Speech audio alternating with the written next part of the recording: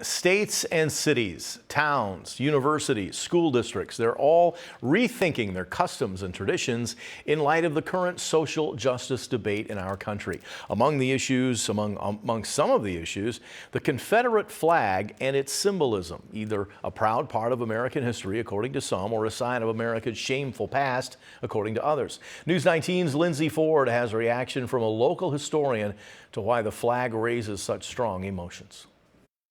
So I think sometimes it's really rooted in a misunderstanding of history. Richard Breaux, an associate professor of racial and ethnic studies at UW-La Crosse and a board member for the La Crosse Historical Society, says it was initially a battle flag for Northern Virginia. It represents the Army of Northern Virginia, in the early portions of the U.S. Civil War. And then it's not until about 1863 it becomes increasingly popularized, and so it then is not symbolic of a segment of the Confederate Army as it becomes more increasingly associated with the Confederacy. Breaux says many people don't know the details or distinction in terms of the history of the Northern battle flag of Virginia versus when it was adopted by the larger Confederacy. But they do know that it came to represent the Confederacy, and it came to represent those people who were opposed to the Civil Rights Movement. For that reason, it represents racism in the minds of many people. I would argue it's not very different from something like, a swastika.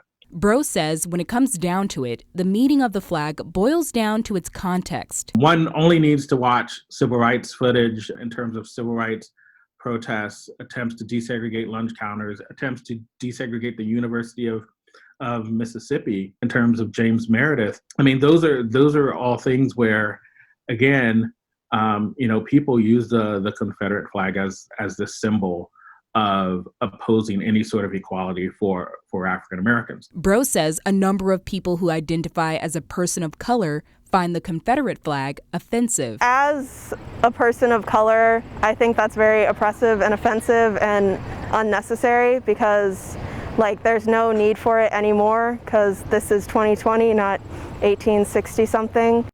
It's like freedom of speech, but freedom of speech is not the same as, as impeding on somebody else's right. At a recent protest in La Crosse, a truck passed by waving the Confederate flag. Breaux has a theory that some people don't see it as a symbol of racism or segregation and choose to display it in an act of rebellion. When it shows up at a protest, or at a counter protest, in La Crosse or in Kenosha or any other place, one has to really begin to wonder whether the people who have it really understand its meaning, because in their minds even they may see it as representing whatever freedoms they have as a U.S. citizen or as an American citizen. But they may not be aware of the fact, or maybe they are aware of the fact and they don't care. Breaux says tough topics like these are important to discuss. I think there's a lot more listening that needs to happen. I think we're in a political climate where everyone wants to be right rather than to be empathetic, to listen, kind of take things to heart and try to understand where someone is coming from. In La Crosse, Lindsay Ford, WXOW News 19. And you can find more historical links to the Confederate flag and its meaning on our website.